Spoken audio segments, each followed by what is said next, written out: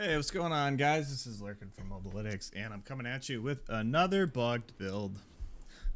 The only way Sorc can be any good is with bug abuse, so we're abusing bugs.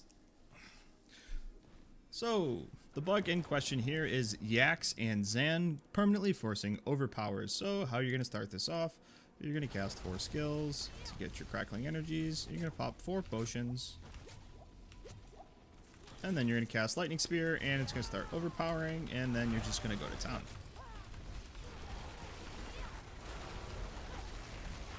My gear isn't that good. Once your gear gets really good, you don't even need to cast Ball Lightning. You can just evade around permanently, and everything's going to be fine.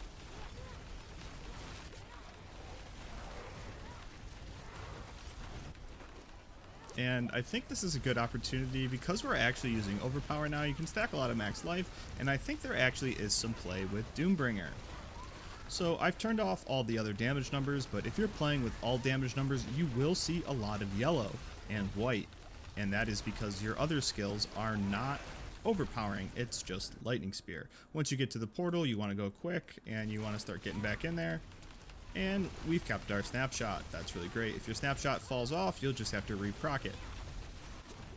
But it typically stays on between the portals. I don't really bother with shrines because I'm not quite sure if they're going to break everything. But as you can see, we are just cruising. My gear is pretty good, but it's not God gear. Like I saw on Makuna's video. That shit was pretty crazy. No casting anything, just evades going really fast. Mine isn't quite there, so I have flicker steps on the build, and then you just shore up your armor with an incense. I'll go over everything later. I think I've lost... Nope, I still have my snapshot. So the reason I only use the orange damage numbers is so that I can tell if the snapshot is still on. And I'm not totally sure if this one's going to get fixed. And the main reason being is this is not the first time we've seen snapshots. They stayed all of Season 2. They've been prevalent on Barb for seasons. Druid is completely reliant on it. So let's see if we still have it. Alright, we still have the snapshot. That's great. Druid's Cataclysm build is completely reliant on it, and if they fix this one, I'll be sort of sad, and I'll honestly be a little bit upset, because this isn't... It's pretty broken, but, I mean, it's taking us to, what, a 145 so far, when, like, Necro is out the gate just doing, like, a 150 and non-bugged stuff, so it's just a little disheartening. And even through Den Mother disappearing and everything, we kept this snapshot, and we're just seeing a lot of damage. Alright, so let's go over this setup. So it's really similar to the normal LS setup, just a few things have changed. First, let's go over the runes. So what has changed is we're keeping Seer Vex. This gives us permanent uptime on +3 ranks to all skills. That helps our teleport enchantment, and that boosts our lightning spear damage. And then we have Yax Zan. This is the crux of the build with Temerity. It can be done without Temerity. Temerity just lets you do it in a more chill fashion because you can use your potion when you're at full life. If you don't have Temerity, then you have to go and get hit and pop your potion a bunch. And that just sounds cumbersome, and I don't really make cumbersome builds. I'm all set on that. So you have this setup, and for our witch powers, for our witch gems, when we have 3 growth and decay powers, we get 10% max life, more core stat, and we're permanently unhindered. The max life helps increase our overpower damage. Our common growth and decay witch powers are more potent. We'll get into that once we go into the witch powers. And then you deal 15% increased overpower damage to hexed enemies. Alright, so now let's get into our witchcraft powers. So we have the cycle, and that is to satisfy a growth and decay power. And I think it heals us a little bit.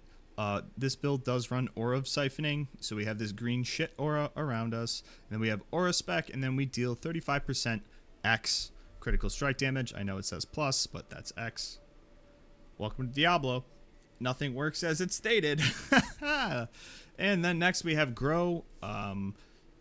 This is why we have the 1 power here. So this is why we have the common growth and decay powers are 35% more potent, because after we cast our unstable currents, our lightning spear deals 61% bonus damage. That's a lot. I think it's 45% normally, and it gets boosted up. Next, we have Hacks of Whispers. So this serves two purposes. The first purpose is to hex elites, bosses, and such, and the second is to give us Fortify.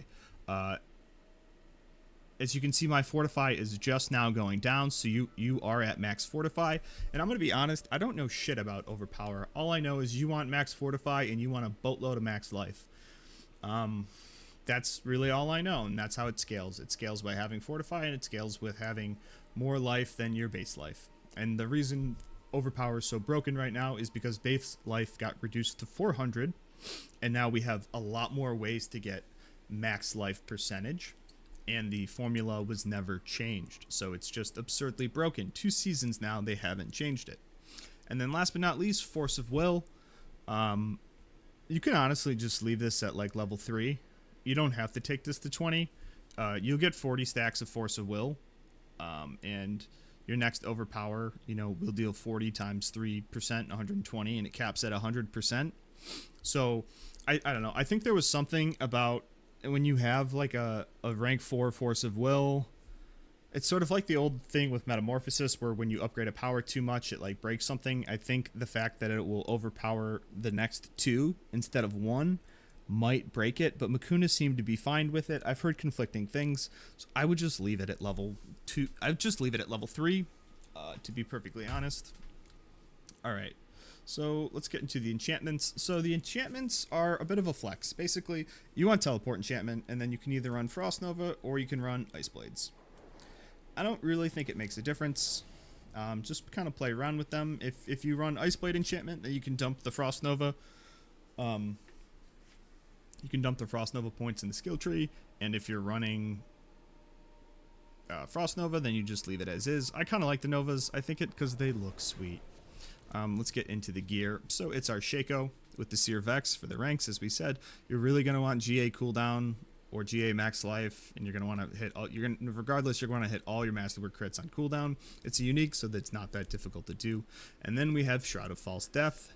And finally, the way that I masterwork my Shroud of False Death is the way that everyone wants to now. GA max life and triple crit on max life. That's what you're aiming for. You're after the max life is huge, and the ranks to all passives is just massive. Next, we have gloves. So, gloves, I believe you want attack speed and crit strike damage. You could sub intelligence for max life, whatever you can get. Honestly, I don't know the math, and I'm not too invested in the season, and I'm not going to do it. I don't know. I would look at Zeramos's planner if you want the ultimate perfect setup, or you can look at Makuna's planner, which I think is probably a somewhat of a clone of Zeramos's, or he arrived at the same result. I'm not totally sure. I think Zeramos spearheaded it first, or I don't know. I've been recovering from I had my rotator cuff repaired, so I've been out the game for like a week and a half, and I come back and this is here, so I'm making a video on it. I can finally raise my arm over my head, so we're having some fun here. But we want Storm Swell for 35% more damage, and we have Ice Armor. And then, like I said, we have Temerity, and that is so you can cast your 4 potions. 1, 2, 3. 4 potions, boom, we have it, and then you cast your Lightning Spear. Let it hit orange for a second, and then go about your day. Do all your shit. Boom, and then we have our little familiars already. Alright, so I use Flicker Steps on the build, and that's because I don't have GA cooldown here, or a triple crit, and I don't have GA cooldown here. My build simply isn't good enough to run Orange Herald boots, so my build is good enough to get away with the Unstable Currents cooldown with Orange Herald. The problem is my evades are really slow without Flicker Steps. So if you really need the armor on the boots, just run those. You'll just be a little bit slower. And then here, it doesn't really matter what you crit. Probably damage, DR close, or movement speed. It doesn't make a difference. You could probably leave these unupgraded, if I'm going to be perfectly honest. But if you want to be faster in town, take move speed. Next is our Big Dick Staff. You're gonna honestly everything on here is important. I usually always just say GA int is the most important. But GA max life might beat it out now because this is Overpower, and then crit strike damage, and then for the tempers, crit strike damage and chance for Lightning Spirit to deal double damage. I would certainly go for a double a double masterwork at least on chance for lightning spear to deal double damage, and then I would settle honestly with a crit anywhere else. Int, max life, crit strike damage, either of those, just live with it.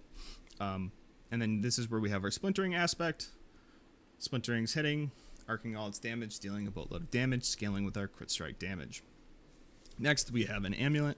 Ideally, ranks the primordial binding, intelligence, permafrost, or inner flames, or something. Or you could even have primordial binding in max life. Like if you could find a GA int max life amulet, and you can just roll primordial binding, like that's totally fine. Max life has a lot of play in this build. This is where we're gonna slot shredding blades, and the tempers for here are crit strike damage and evade cooldown reduction. I bricked this. I just wasn't thinking when I made it. I was just so used to whatever. I bricked it and I put unstable currents. You don't want that. Next, you want Tel Rasha, 25%. And then you're going to want to prioritize the GA cooldown reduction. And that's primarily, all the cooldown reduction is basically, it's for your evade. You want to get your evade down really low. And if you get your gear good enough, you're going to be able to, with normal boots, I think you're going to be able to get it down to about like 1.9 seconds. And then like, you know, every attack, every evade, you're just going to be evading constantly. And then last but not least is Starless. So you don't have to run Starless. You can run a ring. You can run a normal ring, say like an intercom ring, because you're just evading. Say you never move, you just evade. Intercom will stay active all the time. And that is the 39% damage while standing still for 3 seconds, 13% when you move. You can run that with either int or max life, and then crit strike damage and attack speed. And then for tempers, unstable currents, cooldown reduction, and crit strike damage. I'll have that in the planner. That's what a lot of the really giga sweaty builds use. But all right, let's get into the skill tree. So you just have whatever 2 points in the basics to progress, and then we are making charge bolts during unstable currents. So we're gonna want destructive charge bolts here so that we can get some damage reduction. Then we need 1 point in potent warding just to progress through. Let's take off our Shaco and our Shroud of False Death so that you can actually see the skill tree better. So then we do take Mystical Flame Shield. There's some bug that's occurring with it. I think because of the underlying mana cost reduction that used to be on here that just like never went away. It's still there even after they changed the node to stun and a crit.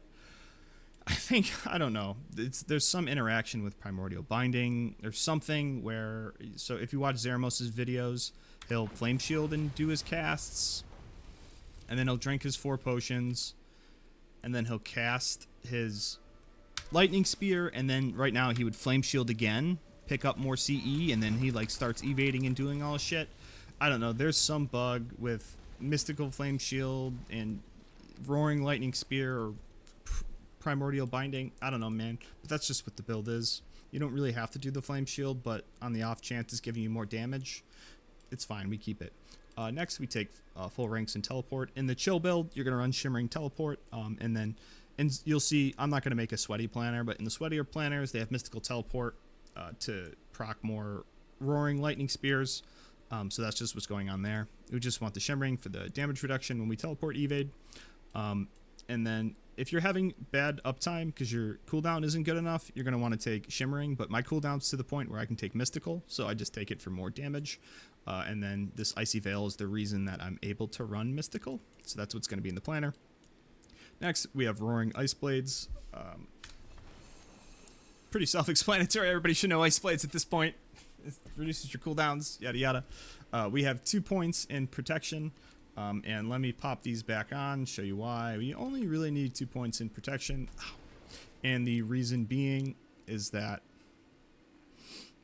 you get a 30% max life barrier here. And then with 5 ranks in ice armor, it's 78%. So that takes us above 100. So we're sitting pretty. You're going to max out Primordial Binding for the summon damage. And then Mana Shield, you know, nobody says no to 40% DR.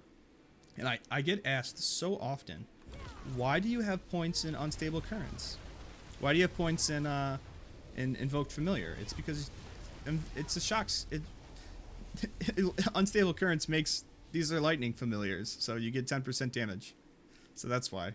And then I take 3 points in Icy Veil just because my gear isn't good enough, and I want to keep full uptime of Ice Armor while being able to run Mystical.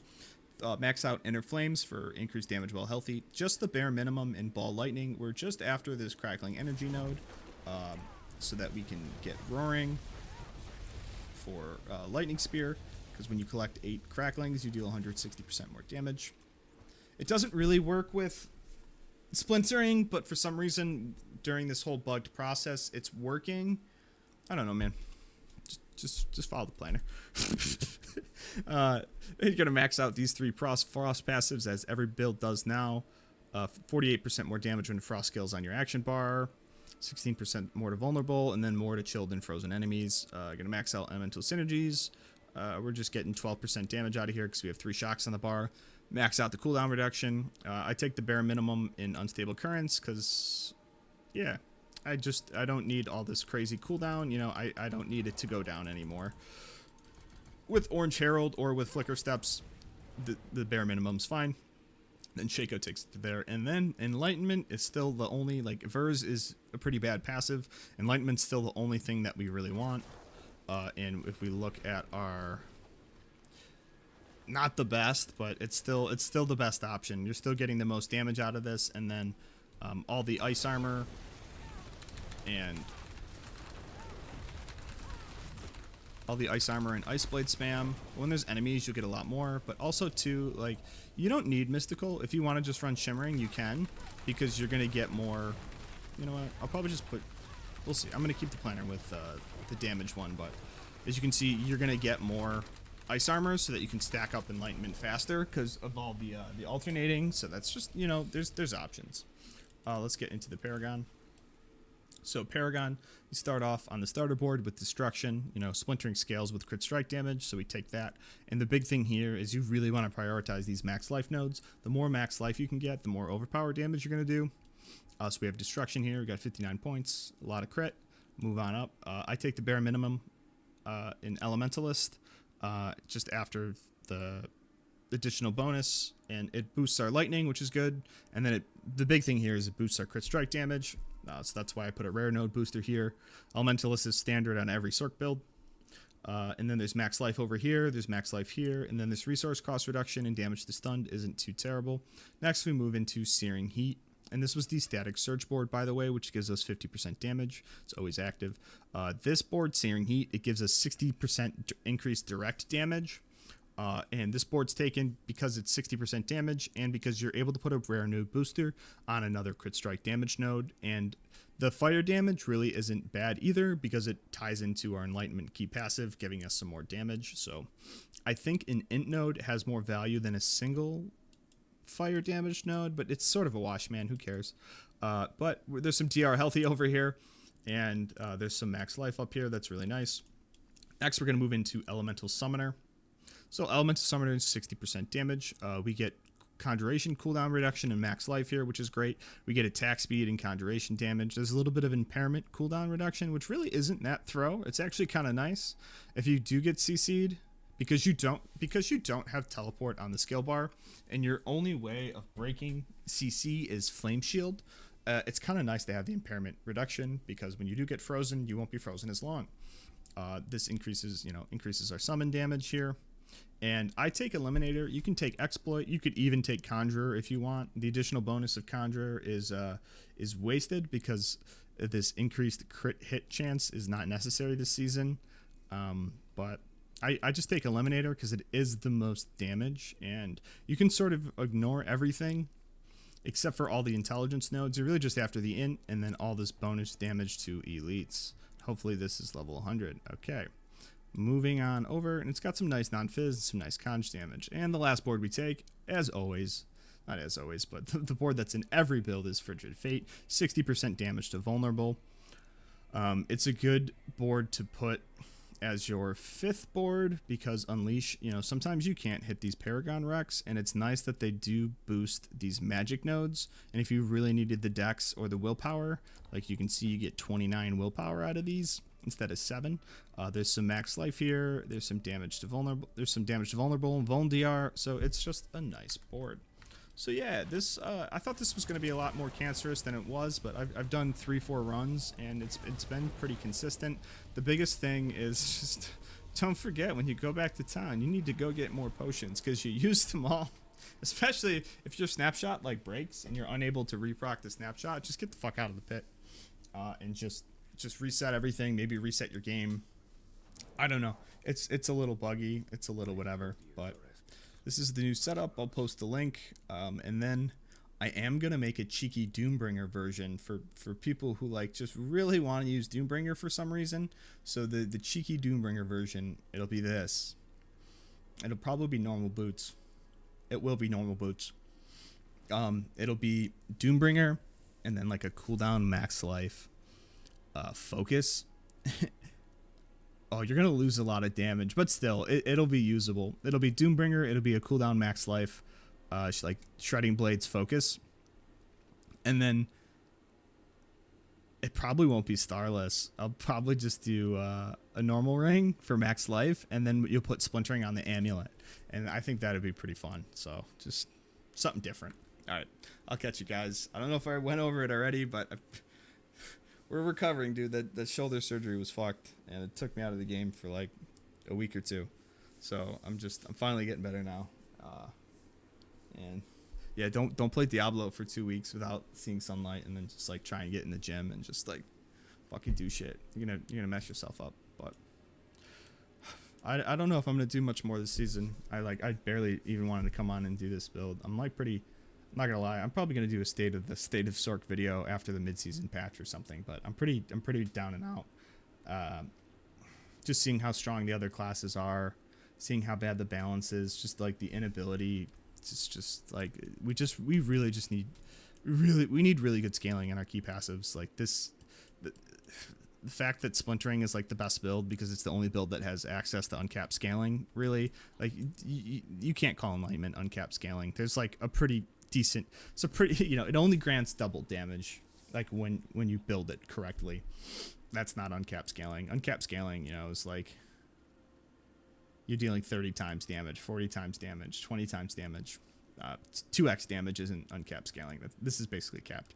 And then like the deep freeze stuff, this scaling with vulnerable at the rank 5. I don't know. Oh, I'd need the points in it, but whatever. That should have been on Avalanche. Vers, like the scaling from Splintering should leave the aspect, and it should be moved to Vers so that all shock builds should eat. Asu's Ferocity should either scale off crit damage or fire damage. Like Combustion needs to scale better. Shatter could just be removed from the game at this point. Overflowing's a meme. Enlightenment's fine, but they need to give uncapped scaling better. They need to get better uncapped scaling to Combustion. Asu's Ferocity, Vers, and Avalanche need to be like strict to their element and give some pretty solid uncapped scaling that we can actually spec and build into.